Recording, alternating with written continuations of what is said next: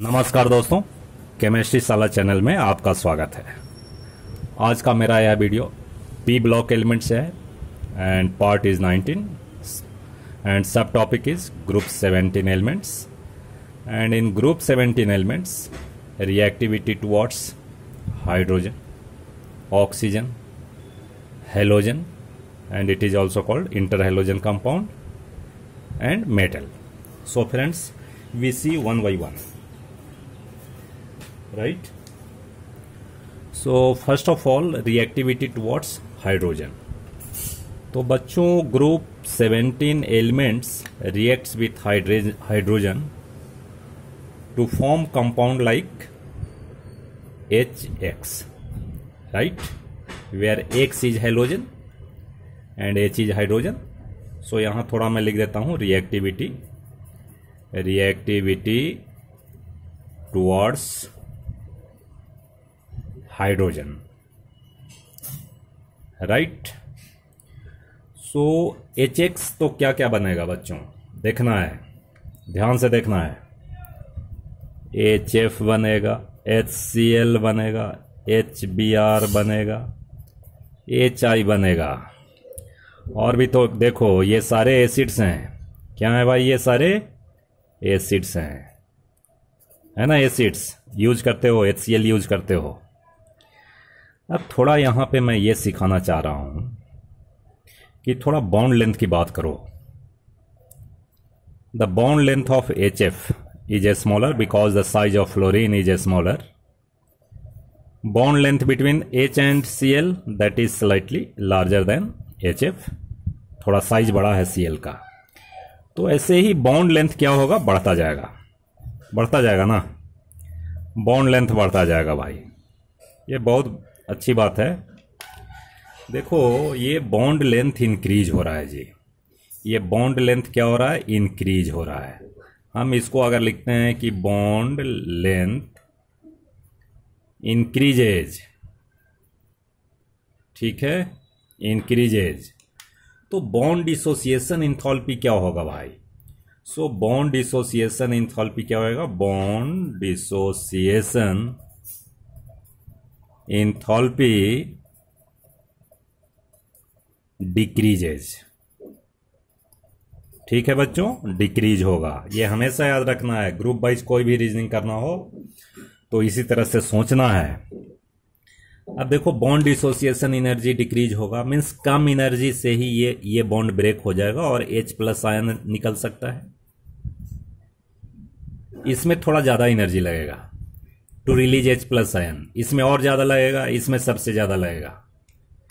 तो जो H plus ion release करेगा वो तो एसिड होगा ही, लेकिन जल्दी से कौन करता है, इमीडिएट कौन करेगा? तो जिसका बॉन्ड डिसोसिएशन एंथैल्पी कम होगा, ठीक है। तो ये सारे एसिड्स हैं। तो अगर हम लिखें कि ऑर्डर ऑफ एसिडिक कैरेक्टर क्या होगा भाई, ऑर्डर ऑफ एसिडिक कैरेक्टर, ठीक है बच्चों, समझ रहे हो? तो बिल्कुल आंख बंद करके लिखना कि HI सबसे ज्यादा एसिडिक होगा। क्यों भाई? चूंकि बॉन्ड डिसोसिएशन एंथैल्पी कम है। उसके बाद HBr होगा, उसके बाद HCl होगा, इसके बाद HF होगा। बहुत बच्चों को लगता है कि नहीं जी, फ्लोरीन तो इलेक्ट्रोनेगेटिव एलिमेंट है, तो ये ज़्यादा एसिडिक होना चाहिए। लेकिन बच्चों, मैं बता देता हूं कि अगर ग्रुप वाइज कहीं भी रीजनिंग हो तो आप थोड़ा सा ध्यान रखेंगे बॉन्ड डिसोसिएशन एंथैल्पी का। जिसका बॉन्ड डिसोसिएशन एंथैल्पी कम होएगा वो ज़्यादा एसिडिक होगा। कुछ बच्चों को लगता है भाई लैब में तो HCl यूज करते हैं तो जरूर ये ज़्यादा एसिडिक होगा। तो ये सारे भ्रम हटा दीजिए और किसी के बहकावे में मत आइएगा, आप अपना कॉमन सेंस लगाइए। देखो, एसिडिक कैरेक्टर का इलेक्ट्रोनेगेटिविटी से भी रिलेशन आता है कभी कभी। जैसे मान लो कि आपको करने के लिए आ गया कि भाई HF, H2O, NH3, CH4, इसमें एसिडिक कौन होगा? तो बच्चों एक चीज समझो कि ये एक ही पीरियड के एलिमेंट हैं, है ना, एक ही पीरियड में है, तो साइज इज ऑलमोस्ट कांस्टेंट होता है, तो बॉन्ड लेंथ भी करीब करीब बराबर होता है। HF का बॉन्ड लेंथ भी बराबर होगा, OH का भी बॉन्ड लेंथ करीब करीब नियरली इक्वल होता है और CH का भी बॉन्ड लेंथ करीब करीब बराबर होगा। तो इस केस में, इस दशा में अब बॉन्ड डिसोसिएशन एंथैल्पी काम नहीं करेगा, इसमें इलेक्ट्रोनेगेटिविटी काम करता है कि fluorine is more electronegative, so it takes bonded electron to release H+ ion immediately, so ये सबसे ज्यादा एसिडिक।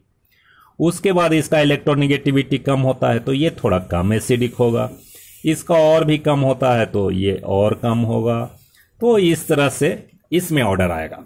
ठीक है बच्चों, तो अगर इस तरह का क्वेश्चन आ जाएगा तो क्या लिखेंगे? अब देख, इसका मैं लिख रहा हूं, इसका आंसर लिख रहा हूं भाई, इसका नहीं। ठीक है, तो acidic character increases from HF to HI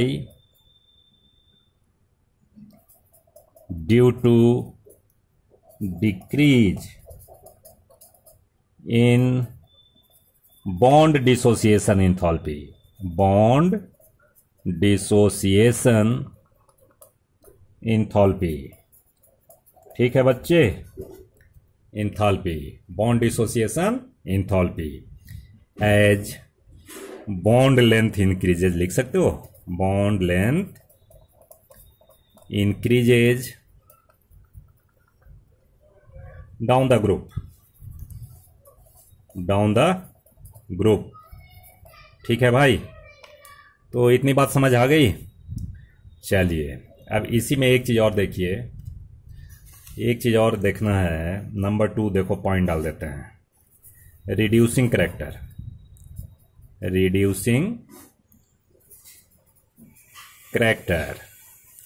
तो रिड्यूसिंग करैक्टर भी इसी पे डिपेंड करता है। हाइड्रोजन सप्लायर कौन होगा जिसका बॉन्ड डिसोसिएशन एंथैल्पी कम होगा? HF, HCl, HBr, HI। ठीक है दोस्तों, थोड़ा मैं पेन चेंज करता हूं।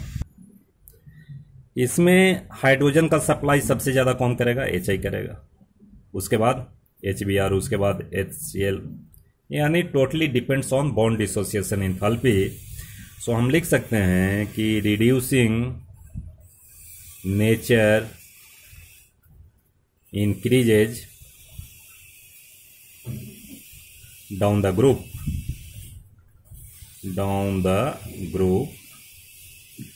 due to decrease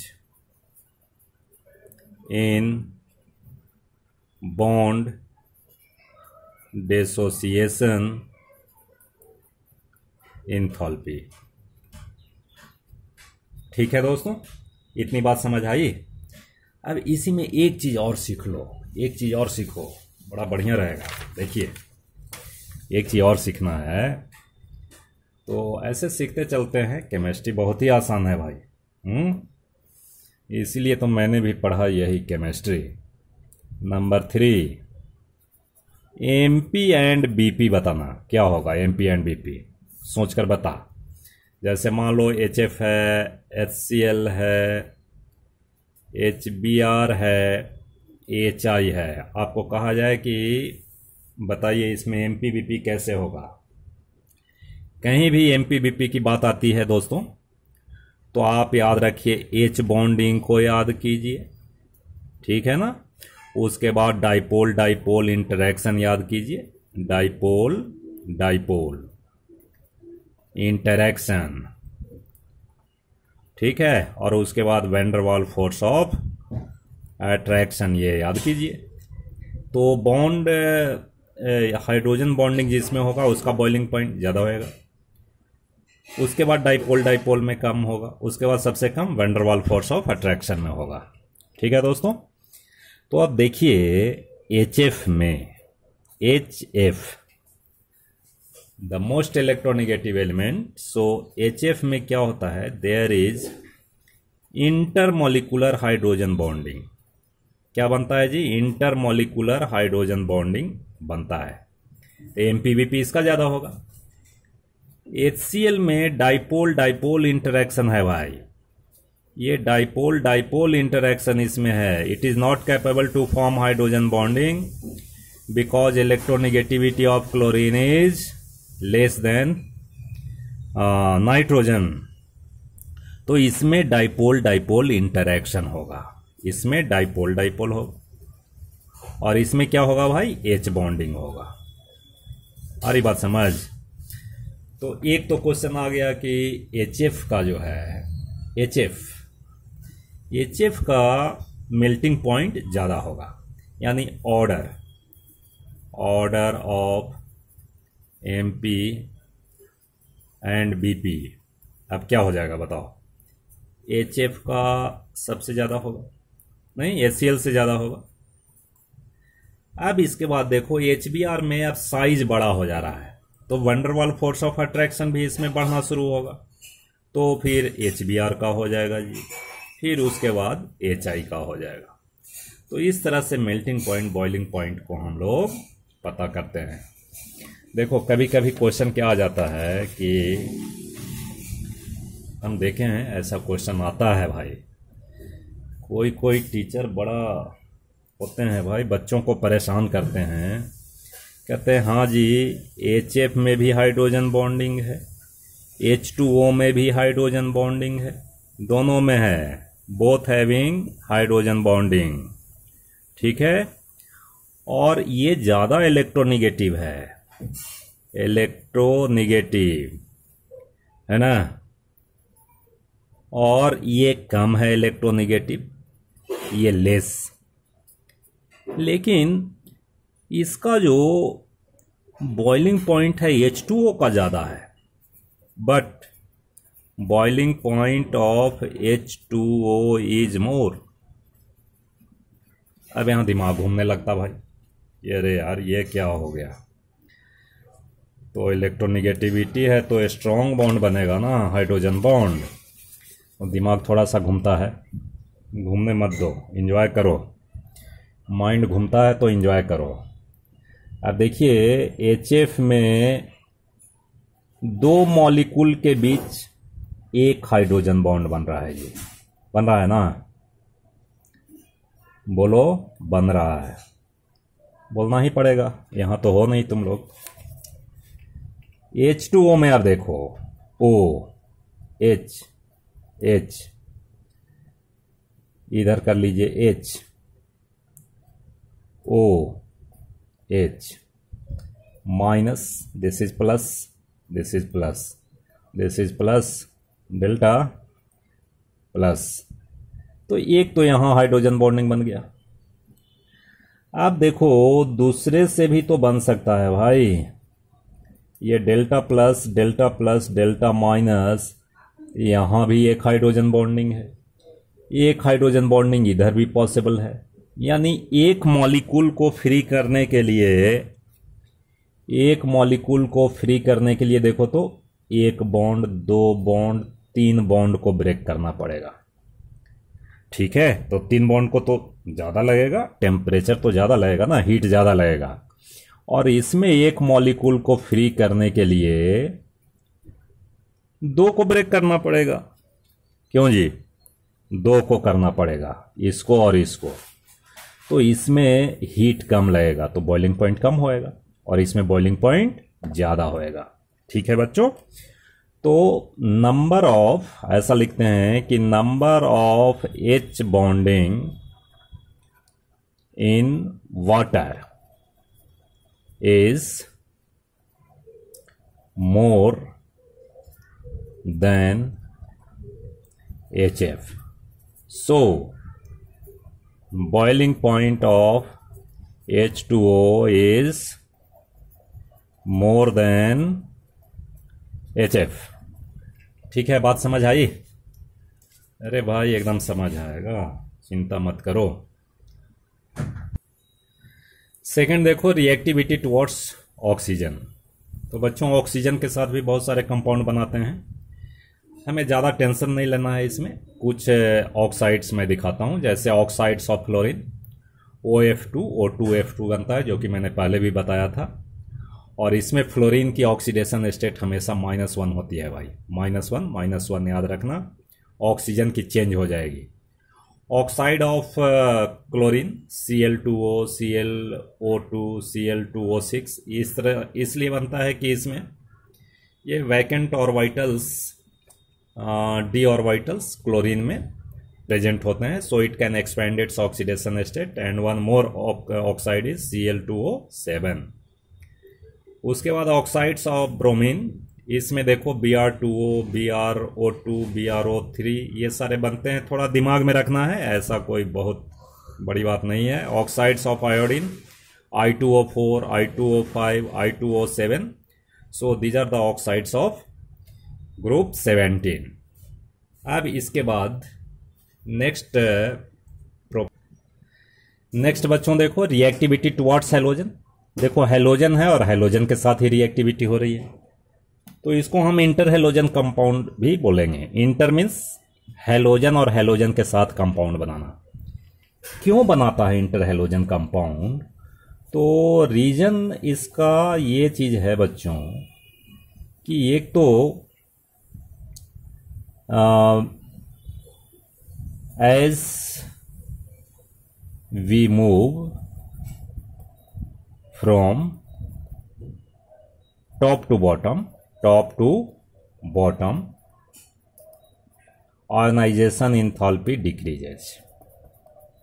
तो आयोनाइजेशन इंथैल्पी डिक्रीज हो रहा है मीन्स आयोडीन तक जाओगे तो बहुत कम हो जाता है। और larger difference in electronegativity.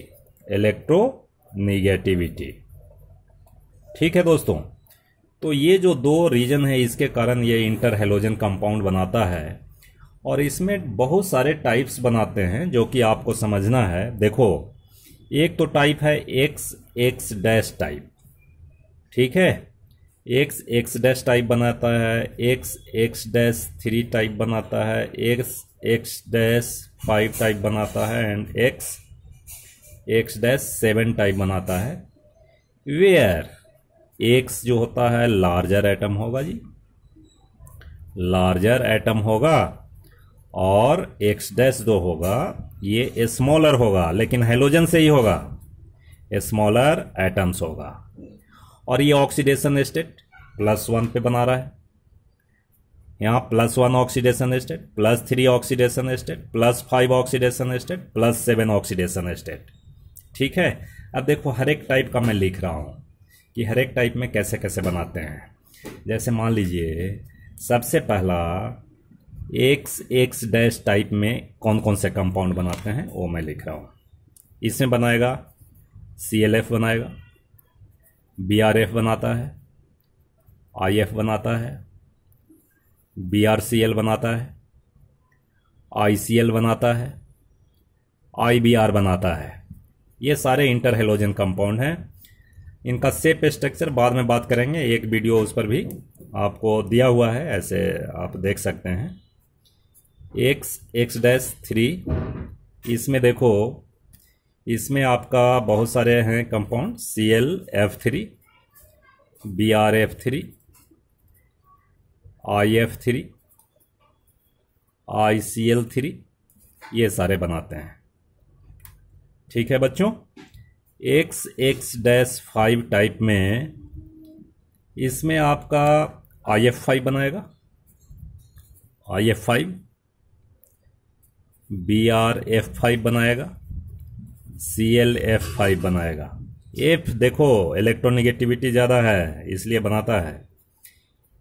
X-7 में देखिए IF7 बनाएगा। ठीक है, चूंकि इसमें फ्लोरीन छोटा है इसलिए एकोमोडेट कर लेता है 7 एटम को, और क्लोरीन बनाओगे तो फिर साइज का फैक्टर आ जाता है, साइज बड़ा होता है तो it can not accommodate more than 7 atoms, right. Next है फ्रेंड रिएक्टिविटी टुवर्ड्स मेटल। तो देखो ये इलेक्ट्रो पॉजिटिव होते हैं मेटल्स और ये होता है इलेक्ट्रोनिगेटिव, तो डेफिनेटली कंपाउंड तो बनेगा ही, और सॉल्ट बनता है जो कि आप लोग देखते भी हैं। जैसे सोडियम है, क्लोरीन NaCl बनाएगा, बहुत ही आसान है। Mg+Br2 MgBr बनाएगा। ये देखो एक मैंने ऑर्डर लिखा है कि किस में आयनिक करेक्टर ज़्यादा होएगा जी। तो आयनिक करेक्टर MF में ज़्यादा होगा because electronegativity of fluorine is more than chlorine then bromine and then iodine. So it's ionic character. Ionic character का ऑर्डर ये होगा जो कि आपको समझ आना चाहिए। Besides this so many compounds are form, जैसे SnCl4 बनाएगा, PbCl4 बनाएगा, ठीक है, SbCl5 बनाएगा, UF6 बनाएगा, यूरेनियम से बनाता है, SnCl2 भी बनाता है, PbCl2 बनाता है, SbCl3 बनाता है, UF4 बनाता है। So this is all about group 17 elements. सो बच्चों आपको बात समझ आ गई होगी। बहुत बहुत धन्यवाद।